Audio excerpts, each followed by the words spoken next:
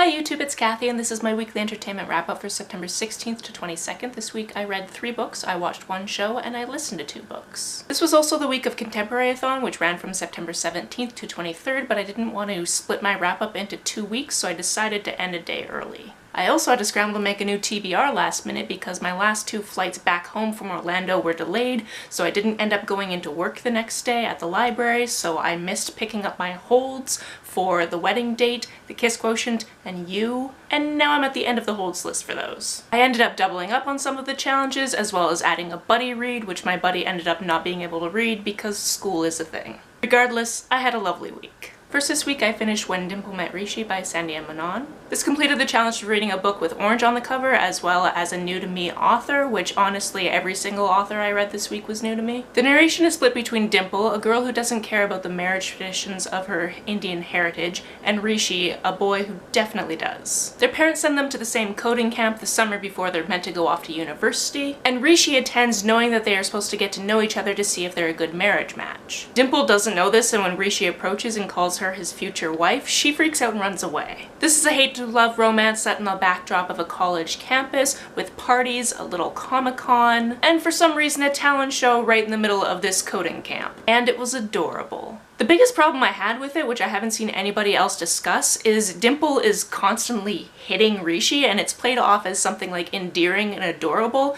but it always seems like she's using enough force to actually hurt him, and that's just not cool. Hitting people is not endearing. It's just not. What I enjoyed about this is that these two learned a lot about themselves through this partnership, and they came to terms with their strengths and weaknesses. I also really love the side characters and love that their stories didn't fall to the back burner when there was more of a romance happening. Next I read Anger is a Gift by Mark Oshiro. This one I read as my diversity read, my 5-star prediction, and the book that has my initials on the cover. Mark has a K in it, Anger has an E in it, and Gift has a T in it. This book is set in West Oaklands, California. On the last day of summer, Moss meets a very cute boy named Javier on the train, right before he has a panic attack at the BART station. This book shifts between Moss's focus on this new romance and the new policies being implemented in his school that are terrorizing and criminalizing him and his fellow students. Instead of putting their limited resources into teaching supplies, the school employs police officers who are quick-tempered and assault students. This book explores various identities, level of privilege, and intersectionalities, which makes it an impactful and important read. There are characters of various genders, sexualities, ethnicities, abilities, and family structures. And this book doesn't shy away from showing the flaws of well-meaning people who don't understand their privilege. We received a male protagonist who is unafraid to experience his emotions. And I want more of this from the books I read. This book made me cry, and there's a very good chance it will be my favorite book of this month.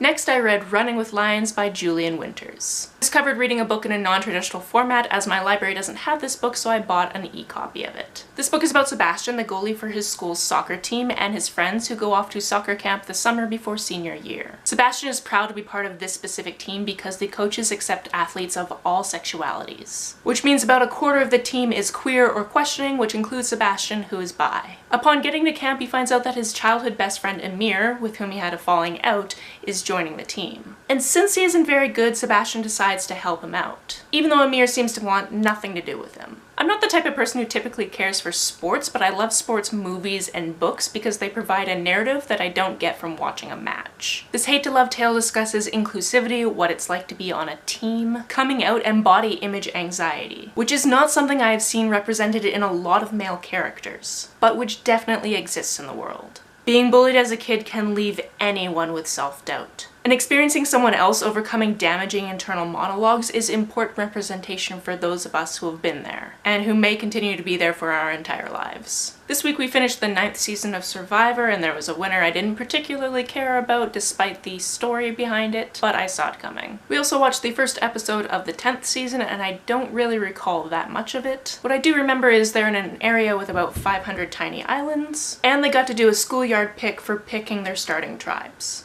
We'll see how this season shapes up. This week I listened to Dear Reader by Mary O'Connell. This book wasn't something I picked up for Contemporaryathon, but rather was already reading from last week and just finished this week. I picked it up based solely on the title because I'm obsessed with bookish books. Flannery Fields is the class brainiac who is tortured by the popular kids at her all-girls school. She just can't help herself because they're reading one of her favorite books in English class, Wuthering Heights, and she has feelings. The novel starts on the day her English teacher doesn't show up to class. Flannery finds her teacher's purse and inside it her personal copy of Wuthering Heights. Except the text of the book has been swapped out and is now the personal narrative of Miss Sweeney, who has apparently run away to New York to find the ghost of her ex-boyfriend who recently died. This book had some compelling elements to it, such as an adventure and real-time narration of what Miss Sweeney is up to in New York, mixed with stories from her past about how she fell in love with and what went wrong with Brandon. Flannery decides she wants to help her teacher, and she meets a cute English boy named Heath Smith along the way. There are several allusions to Wuthering Heights throughout, and although I haven't read the classic, the discussion of the book in the class gives me enough to understand some of the references. I can only assume that someone more familiar with the classic would be able to read more into this book than I can. Although I enjoyed this premise and most of the writing and the story, the ending fell flat for me. I don't want to give anything away, but it went from a highly emotionally charged situation to Flannery getting a jump start on college life that felt abrupt and unsatisfactory. I also listened to Social Creature by Tara Isabella Burton. This is the one I picked up for my dark read for Contemporaryathon. Trigger warnings for sexual abuse, suicide attempts, violence, and the list probably goes on, to be honest. But that and victim blaming are the ones I can think of off the top of my head. When I was searching out a dark or taboo read for this challenge, I picked this audiobook because it mentioned it being dark and something about social climbing in the synopsis. As many of you probably know, I like to go into books knowing as little as possible, so I like to check that something will fit the criteria and then snatch it up. This book follows Louise, who is just trying to make ends meet in New York when she falls into a friendship with Lavinia, a socialite who throws around cash like it's confetti. At first, their friendship is exciting, filled with champagne and grand adventures, but soon Louise feels used and starts sneaking money from Lavinia's bank account to make up for the time she said she'd pay her back and doesn't. As I mentioned, this book is dark AF, and it was hard for me to rate this one, given there was so much I objected to in the narrative, such as sexual encounters that didn't have consent where the victims blamed themselves. At no point was this challenged. The writing was compelling and I wanted to know how everything would end, but aspects like that made my skin crawl, which I guess is kind of what somebody looks for in a dark or taboo contemporary. There are just so many terrible things that went unchallenged that I can't say that I loved it, but I did enjoy reading it.